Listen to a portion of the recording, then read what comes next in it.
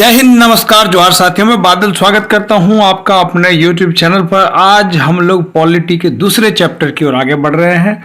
जैसा कि पहले चैप्टर में आप सबको बहुत ही स्नेह मिला और जैसा कि आपकी मांग थी, मैं दूसरा चैप्टर लेके आया हूं और विशेषकर घटना चक्र सीरीज का लेके आया हूं। ध्यान रखें, घटना चक्र की उपयोगिता आप जानते हैं कि प्रत्येक परीक्षा में, चाहे हिंदुस्तान में कोई ऐसी परीक्षा हो जिसमें ऐसा हो नहीं सकता कि जीएस में 60 to 70% क्वेश्चंस डायरेक्ट इससे ना हो।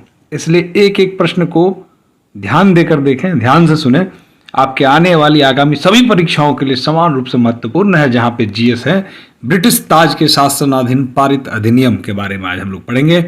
ये देखिए नोट्स हैं, ये जो इसकी थ्योरी है। अगर आप चाहें तो हमारे चैनल से जुड़े, मैं वहां पीडीएफ डाल दूंगा।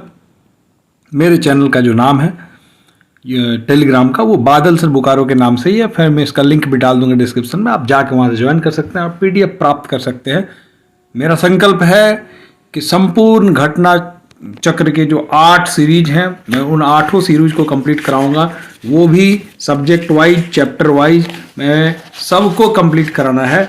जिसमें कि आपका भारतीय इतिहास, भूगोल, राज्य व्यवस्था, आर्थिक एवं सामाजिक विकास, पर्यावरण, पारिस्थितिकी, सामान्य विज्ञान, राज्य आधारित प्रश्नों की जो किताब है, समसामयिक की जो किताब है और पर्यावरण की जो किताब है, सारी किताबों को, मतलब इसके जो 8 सीरीज आते हैं, कंप्लीट 8 सीरीज को मैं कवर करूंगा, भले जितना ही समय लगे। और क्रमशः प्रत्येक दिन आपकी वीडियो आएगी। चैनल पर नया है तो इसको सब्सक्राइब कर लीजिए। जरा देख लीजिए एक बार कि प्रश्न को निम्न में से किस अधिनियम के अंतर्गत भारतीय विधान परिषद को बजट पर बहस करने की शक्ति प्राप्त हुई है। ध्यान देंगे, किसके तहत हुई है भाई? तो भारतीय परिषद अधिनियम 1892। मैंने कहा कि किस अधिनियम के अंतर्गत भारतीय विधान परिषद के बजट को बहस करने की शक्ति प्राप्त हुई है? तो अधिनियम, भारतीय परिषद अधिनियम 1892। जरा इसके बारे में जान लें कि 1892 के भारतीय परिषद अधिनियम ने विधान परिषद के कार्यों में वृद्धि के इसके तहत बजट पर बहस करने की शक्ति दी गई, परंतु मतदान का अधिकार नहीं था। इस अधिनियम के तहत कार्यपालिका से प्रश्न पूछने की अनुमति दी गई थी। ध्यान देंगे, बहुत यूपीपीसीएस प्री 2003 पूछा गया प्रश्न है। ध्यान देंगे, आगे बढ़ेंगे कि निम्न में से किस एक अधिनियम द्वारा भारत में संघीय न्यायालय की स्थापना हुई थी? भारत में संघीय न्यायालय की स्थापना किसके तहत हुई थी? बताएं, किसके तहत हुई थी? भारतीय परिषद अधिनियम 1861, भारत सरकार अधिनियम 1909, भारत सरकार अधिनियम 1919, उपयुक्त में से कोई नहीं। ध्यान देंगे, इसमें से कोई नहीं। भारत संघीय न्यायालय की स्थापना कब हुई थी भाई? 1 अक्टूबर 1937 को भारत अधिनियम 1935 के अंतर्गत की गई थी। ध्यान देंगे, कब हुई थी? 1 अक्टूबर 1937 को। और किसके तहत हुई थी? 1935 के तहत की गई थी भारत सरकार अधिनियम। इसके प्रथम मुख्य न्यायाधीश कौन थे? सर मैरिस गोयर थे। उपयुक्त विकल्प में भारत सरकार अधिनियम नहीं था, इसलिए ये बोला गया। भारत का संघीय न्यायालय निम्न में से किस वर्ष स्थापित किया गया? तो ये 1937 को किया गया। अगला प्रश्न है, केंद्र में द्वैध शासन किस अधिनियम के अंतर्गत स्थापित किया गया? ध्यान देंगे, द्वैध शासन का अर्थ समझते हैं आप? जब देखिए, भारत सरकार अधिनियम 1935 के अंतर्गत केंद्र में द्वैध शासन ने एक नए अखिल भारतीय संघ की स्थापना तथा प्रांतों में द्वैध शासन व्यवस्था को समाप्त करने का प्रावधान किया गया। प्रांतों में द्वैध शासन का उपबंध 1919 का अधिनियम द्वारा किया गया था। केंद्र में द्वैध शासन के तहत संघीय विषयों को 2 भागों में बांटा गया, आरक्षित रिजर्व्ड और हस्तांतरित ट्रांसफर्ड सब्जेक्ट्स। ऑप्शन होगा सी, भारत सरकार अधिनियम 1935 को केंद्र में द्वैध शासन स्थापित किया गया। आगे बढ़ते हैं, निम्न में से किस अधिनियम ने केंद्र में द्वैध शासन प्रणाली को स्थापित किया? हम लोगों ने अभी तुरंत पढ़ा इसे, भारत शासन अधिनियम 1935। ये प्रश्न बार बार रिपीट इसलिए हो रहे हैं कि इन परीक्षाओं में जो भाषा बदले हैं, बदलते हुए भाषा के साथ भी इसमें बताया गया है। ये देखिए, यूपीएससी जो आरआई में ये पूछा गया है। अगला देखेंगे, 1919 के भारत शासन अधिनियम की निम्न में से कौन सी प्रमुख विशेषता है? ध्यान देंगे, कौन सी प्रमुख विशेषता है भाई? प्रांतों की कार्यकारिणी सरकार में द्वैध शासन की व्यवस्था, मुसलमानों के लिए पृथक सांप्रदायिक निर्वाचन मंडलों की व्यवस्था और केंद्र द्वारा प्रांतों के विधायनी शक्ति का हस्तांतरण। ध्यान रखें, 1 और 3 इसके आंसर हैं सी। क्या क्या? कि प्रांतों में कार्यकारिणी सरकार में द्वैध शासन की व्यवस्था, मुसलमानों के लिए पृथक संप्रदाय निर्वाचक मंडलों की व्यवस्था। नहीं होगा, केंद्र द्वारा प्रांतों की विधायनी शक्ति का हस्तांतरण। अगला चलिए देखते हैं कि इसके डिस्क्रिप्शन में भारत शासन अधिनियम 1919 ब्रिटिश संसद के द्वारा पारित अधिनियम था, जिसका उद्देश्य भारतीय शासन में भारतीयों को भागीदारी को बढ़ावा देना था। इस अधिनियम को भारत सचिव एडविन मॉन्टेग्यू एवं वायरस लॉर्ड चेम्सफोर्ड के कार्यकाल में पारित किया गया। इस अधिनियम के द्वारा राज्यों में द्वैध शासन की स्थापना की गई। ऐसे प्रत्येक राज्य में शासन के प्रशासन के 2 श्रेणियों में बांटा गया, आरक्षित और हस्तांतरित। जहां तक मुसलमानों के लिए पृथक सांप्रदायिक निर्वाचन व्यवस्था का प्रश्न है, तो यह प्रावधान 1909 के अधिनियम में ही कर दिया गया था। 1919 के अधिनियम में यह व्यवस्था न केवल जारी रही, बल्कि सिखों, यूरोपियों, भारतीय ईसाइयों एवं एंग्लो इंडियन के लिए भी विस्तारित किया गया। अगला प्रश्न देखते हैं कि भारतीय विधान पालिका प्रथम बार द्विसदनीय बनाई गई। कब बनाई गई? 1919 के भारत सरकार अधिनियम के तहत बनाई गई। 1919 के भारत शासन अधिनियम के द्वारा बनाई गई। 1919 के भारत सरकार अधिनियम द्वारा केंद्र में द्विसदनात्मक विधान पालिका की स्थापना की गई थी। कब? ध्यान देंगे, 1919 के भारत सरकार अधिनियम के द्वारा, ठीक है, केंद्र में द्विसदनात्मक विधान पालिका की स्थापना की गई थी।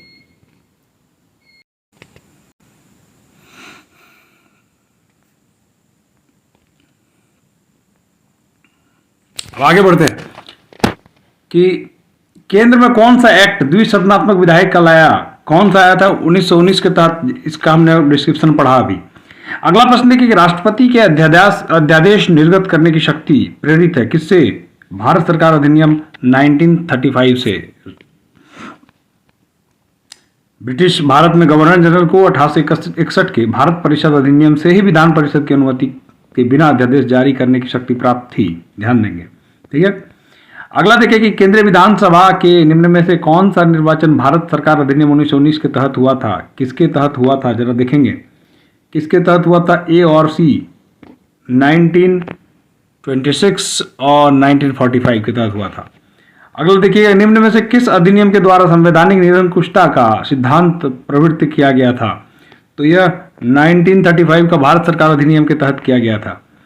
अगला प्रश्न देखिए कि इसका डिस्क्रिप्शन देखिए कि संवैधानिक निरंकुशता का सिद्धांत भारत सरकार अधिनियम 1935 द्वारा किया गया था, ठीक है। ये देखिए आईएएस का प्री में पूछा गया प्रश्न। अगला, भारत के संविधान में केंद्र और राज्यों के बीच में किया गया शक्तियों का विभाजन इनमें से किससे उल्लेखित योजना पर आधारित है? तो भारत सरकार अधिनियम 1935 आईएएस प्री में पूछा गया। देखिए व्याख्या इसकी है कि ब्रिटिश शासनकाल के दौरान 1935 का भारत शासन अधिनियम पारित किया गया, जिसमें केंद्र और राज्य के बीच में शक्तियों का बंटवारा किया गया था तथा राज्य में द्वैध शासन की समाप्ति कर केंद्र में द्वैध शासन को लागू किया गया था। इसमें एक अखिल भारतीय महासंघ स्थापित करने का प्रावधान शामिल किया गया था। इस संघ का निर्माण तत्कालीन ब्रिटिश भारत के प्रांतों के चीफ कमिश्नर प्रांतों एवं देशी रियासतों से मिलकर होना था, लेकिन यह लागू नहीं की जा सकी, ठीक है। और 1935 के भारत सरकार अधिनियम द्वारा स्थापित होने वाले संघ में अवशिष्ट शक्तियां गवर्नर को प्रदान की गई थी। अगला देखिए निम्न में से भारत सरकार अधिनियम 1935 की मुख्य विशेषताओं में से नहीं थी। कौन नहीं थी भाई, जरा बताओ इसमें से कौन नहीं थी? तो यह अवशिष्ट विषय प्रांतीय विधायिकाओं को आवंटित किए गए थे। अगला प्रश्न देखिए कि एक संघीय व्यवस्था और केंद्र में द्वैध शासन भारत में लागू किया गया था। कब? 1935 के अधिनियम के द्वारा। अखिल भारतीय महासंघ स्थापित करने का प्रावधान शामिल किया गया था। कैसे किया गया था? तो यह भारत सरकार अधिनियम 1935 के तहत किया गया था। निम्न में से किस एक अधिनियम ने भारत में संघीय शासन की व्यवस्था कर दी थी? तो भारत सरकार अधिनियम 1935 के तहत कर दी गई थी। 1935 के द्वारा स्थापित संघ में देखिए ये आईएएस प्री में यूपीपीसीएस मेंस 2008 और आईएएस प्री 18 में पूछा गया 2018 में। 1935 के अधिनियम द्वारा स्थापित संघ में अवशेष शक्तियां किसको दी गई? तो गवर्नर जनरल को दी गई थी। निम्नलिखित में से कौन सा एक भारत शासन अधिनियम 1935 में स्वीकार किया और महत्वपूर्ण और स्थायी अवयव नहीं है? कौन सा भाई? देश के लिए लिखित संविधान। ऐसा था कि भारत शासन अधिनियम 1935 में देश के लिए लिखित संविधान का उल्लेख नहीं था। भारत के लिए संविधान का सर्वप्रथम उल्लेख क्रिप्स मिशन में किया गया था। अन्य 3 विकल्पों में भारत शासन अधिनियम 1935 समाहित थे। 1935 का गवर्नमेंट ऑफ इंडिया एक्ट क्यों महत्वपूर्ण है भाई? क्यों महत्वपूर्ण है? बहुत महत्वपूर्ण प्रश्न है, यूपी लोअर सब में पूछा गया है। क्यों महत्वपूर्ण है? कि यह भारतीय संविधान का प्रमुख स्रोत है, गवर्नमेंट ऑफ इंडिया एक्ट। ध्यान देंगे भारत सरकार वर्तमान वैधानिक जो ढांचा बहुत कुछ 1935 का अधिनियम पर आधारित है। 1935 में उपबंध इस प्रकार है कि संघात्मक सरकार की स्थापना, केंद्र में द्वैध शासन पर स्थापना, 3 प्रांतों में द्वैध शासन के पर स्वायत्त शासन समिति स्थापना, द्विसदनीय केंद्रीय विधानमंडल, प्रांतीय शासन व्यवस्था और प्रांतीय विधानमंडल, केंद्र में प्रांत में शक्तियों का विभाजन और फेडरल न्यायालय की स्थापना। निम्न में से अधिनियम में किस अधिनियम के फलस्वरूप बर्मा भारत से अलग हुआ था? तो यह गवर्नमेंट ऑफ इंडिया एक्ट 1935 के तहत हुआ था, ध्यान देंगे। तो गवर्नमेंट ऑफ इंडिया एक्ट 1935 में प्रावधान के अनुरूप वर्ष 1937 में बर्मा को भारत से अलग किया गया था। और इसके साथ ही ये महत्वपूर्ण प्रश्न समाप्त हुए। और जैसा कि मैंने कहा है कि इसकी थ्योरी अगर आपको प्राप्त करनी है तो आप हमारे चैनल से जुड़े, टेलीग्राम से, मैं लिंक दे रहा हूँ, आपको वहाँ पे इसकी PDF उपलब्ध करा दी जाएगी। इस PDF को एक बार पुनः आप पढ़ें और इससे संबंधित पुनः एक बार प्रश्नों पर प्रैक्टिस करें। और ये केवल परीक्षा उपयोगी प्रश्न है और हूबहू परीक्षा में ये प्रश्न छप जाते हैं, ध्यान रहे। मिलते हैं अगले वीडियो में। पसंद आए तो इसको सब्सक्राइब भी कीजिए और मित्रों के बीच में शेयर भी कीजिए। जय हिंद, धन्यवाद।